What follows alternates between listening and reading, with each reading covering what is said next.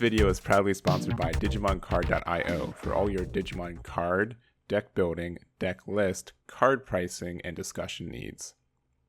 Hey everyone, Egman here with another video, and today we've got the top 8 deck lists for the North American Finals. It was a heck of an event, and I was also one of the commentators for it, so I know a little bit more than I usually do about some of these decks, but it was a super fun event. I really do want to shout out Bandai for giving me the opportunity. I also want to shout out my co-commentators, Espira and Hoang for their works and efforts as well. We do also have Tak and Core who ran the event, and it was super smooth. For the 20 hours we had, it went really, really nice, and I'm really appreciative of that as well. So I should be also re-uploading some matches from my live stream up to the channel. So if you guys are not subscribed, definitely do so you get a notification for those videos. But let's go over this document. So once again, thank you to Tak for giving us these decks to give to you guys today as well. The links is in the description for this document. And going over it for the top 8, we've got a pretty good cut of 2 Gabubonds, 2 security controls, 2 Lilith Loops, an AguBond, and a LordKnightmon. So I'd say a pretty good mix of decks. Although if you look at the top 4, it's strictly 2 Gabubonds and 2 Lilith Loops, which is really interesting, especially for the first, second, third, fourth. And really something that's interesting is that, you know, all of these kind of in the same spot, right? First and second were both Gabubonds. Third and fourth, both Lilith Loop. And then top 8 were both security control and the extra decks as well. So it's kind of interesting how that kind of layered out and kind of finished that today. So I thought that was, we are going to go over each and every one of these decks, and pretty much for the ones that have, you know, 2 of representatives, we're going to look at the differences between the 2 lists too. Also, I'll be updating this, this document as videos come out. I have no doubt people will be doing their own deck interviews, and they're going to be knowing their deck a little bit more than me. So they, check out this document. There should be some videos in that link too.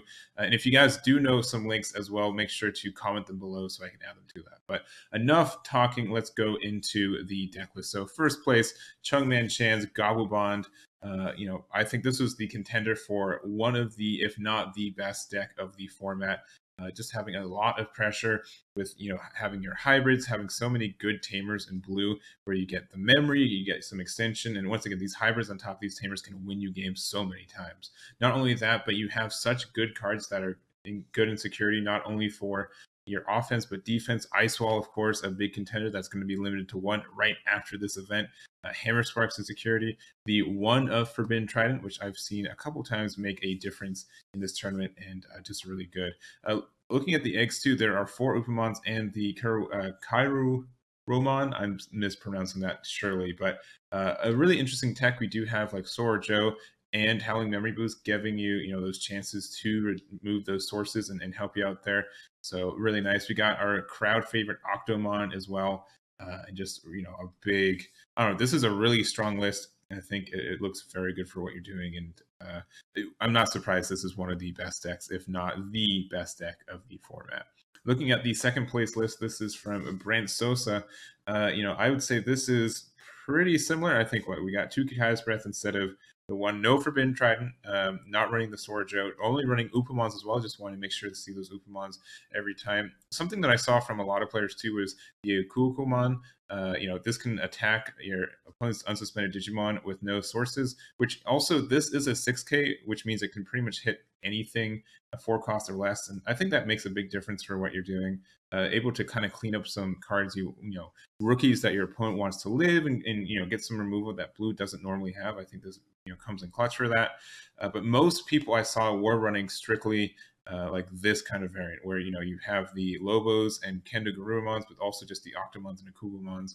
You kind of just get those kind of big bullies for what you're doing, and it normally would work, right? Because you'd have these swings that, once again, 6 and 7Ks are above average for most decks, and so you can feel pretty reliable that they will live. Additionally, too, they trade or beat over some of the big blockers. 5Ks and 6Ks are normally where blockers are at right now, and so being able to pressure or make sure that they can't, they'd have to trade with you for these swings makes it feel really good. So I think these are both superb.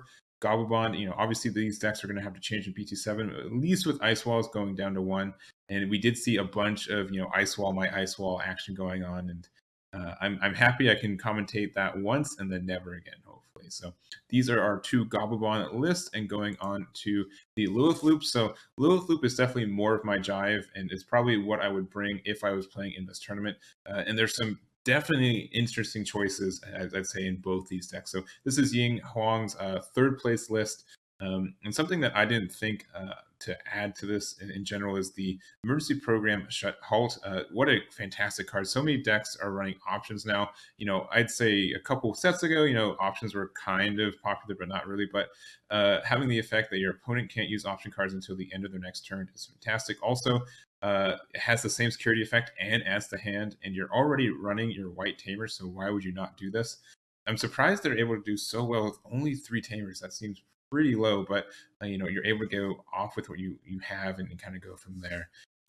Running 3 Lilithmon, also running Mastamon, one of my favorite cards in the entire game, being able to run those.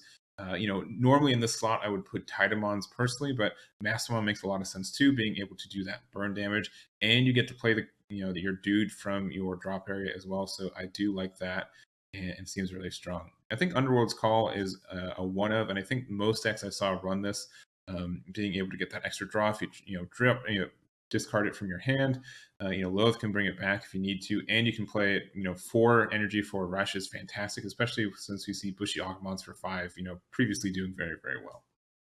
And obviously Mega Digimon Fusion is getting banned right after this event too. We do see the win rate 60%, so maybe we can see more leaning on that. Also, it just means that we're not locked to white tamers anymore, because win rate 60% just needs a tamer out to meet its color requirements. So I'm looking forward to seeing what kind of new innovations people are doing with that. And obviously the Ginkuamon promote package still seems really good. I'm surprised they're only running 3 of the promote, just because I feel like this is the most important one. But man, it does. Obviously 3rd place does a lot of work. Moving on to the 4th place. So this is Diego Rodriguez Del Valle's list. And I think the big difference is I see, we have Titamon instead of the Mastamon. We're running a couple more tamers, including the Takumi. We do have the purple memory boost as well, and no win rate 60% in this list. Also 3 Jack raids versus 4. And that's kind of a point. Like, I have a hard time running 4 sometimes because, they're so clunky early game. If you see them, they feel bad. But, obviously by the end of the game, you want to be running those 4. And it just gets so much extension. So it is a really tricky spot to be in, and I get why there's a balance between having 3 or 4 and kind of going from there. But obviously Mega Digimon Fusion again is getting banned, so we'll see how that goes from there. But I love this list. I've been playing a lot with it. We get a lot of new cards in BT7 with purple too, and I think that's it. There's also like the 1 Impmon tech, 1 blocker. Rebellion. I think they have pretty much the same top end. 2 versus 3. The Skull Greymon is the only additional, which can offer some good removal, since it can give retaliation. You have so many ways to trash cards from hand. I don't know. I really do like Lilith Loop. It just, since it's more of a unofficial archetype in a lot of ways, and being able to just craft it into your own ways, I think there are a lot of, you have a lot of the same loop, but it has a lot of room to also have your own touches, which I see for both of these lists. Moving on, we do have the 2 security control lists. So here is Mitchell Callaway's security control. The horse control, I think chat was calling it a lot, having 3 of the ancient Troymons. What a mad lad there. So opponent's turn, when opponent's Digimon attacks, suspend up to 2 of your opponent's Digimon without blocker, and then on deletion you can play 1 green Digimon. Not as much of a thing, but just hard casting this, saying, okay, cool. If you want to swing on my things, you have to rest your other guys, and then you can start slowly removing them. It's also a 13k, so it's kind of hard for you to remove it yourself, and I think it's really, really fun. And then also running Craniumons as well. Just both of these are just really obnoxious to get around. Magnadramon, Cordramon, really interesting no Magnadramon, or Manda Agnemon to go into this Dramon, but also the Zort defeat.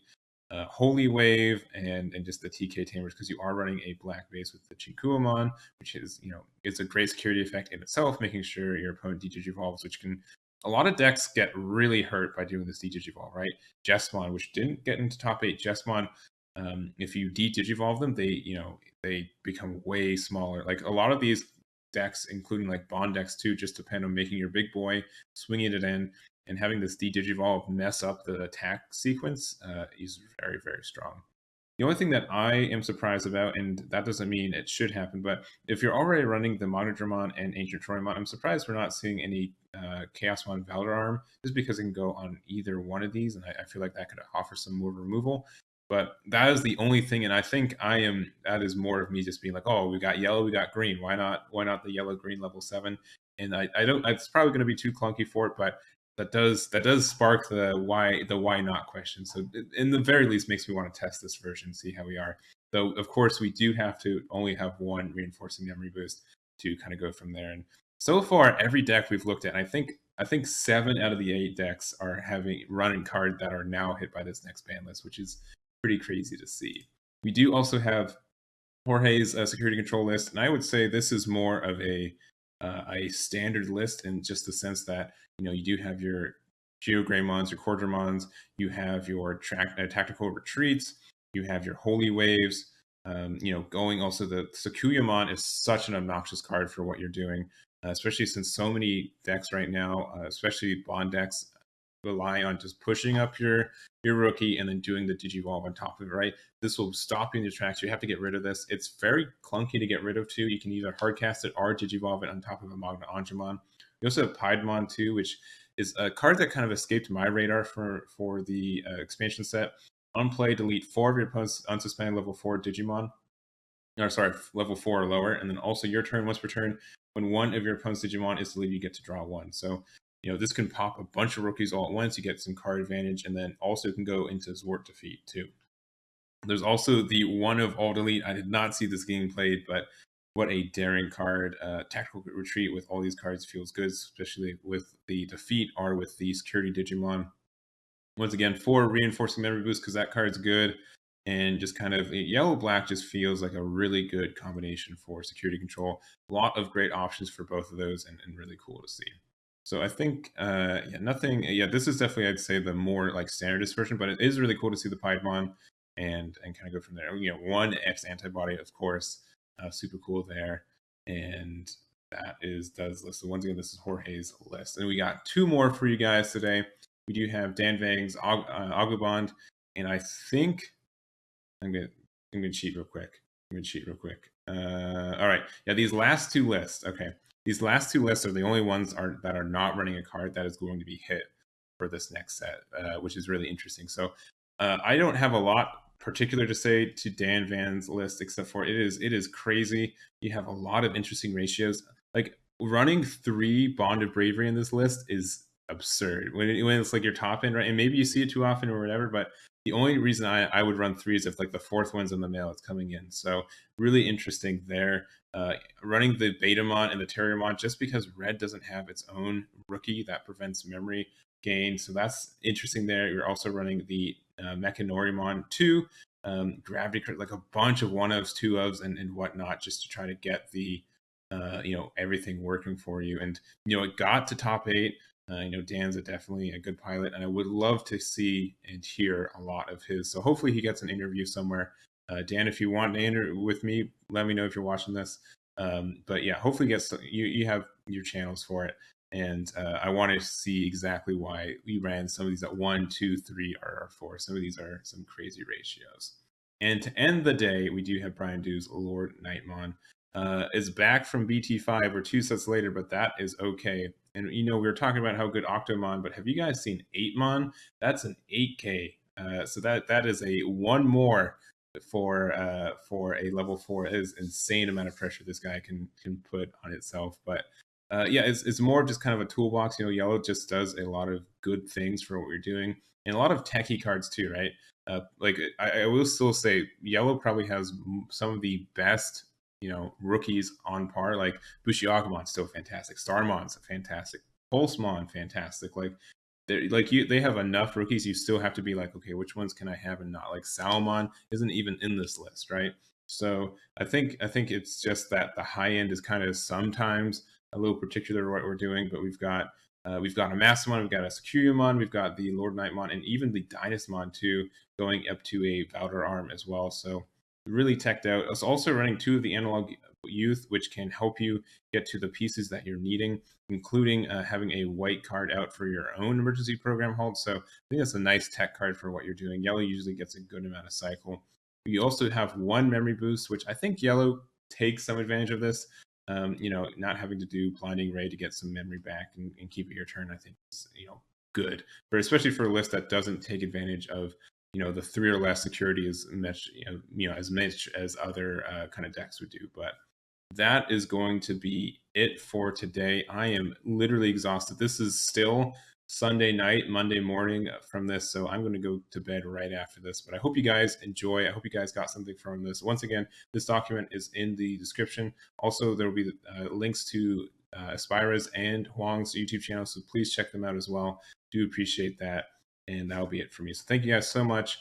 Videos from this weekend are going to be up in the next couple of days once I can, you know, go through and edit for them, and that should be it for me. So thank you guys so much for watching, and I'll catch you all next time. Damn it.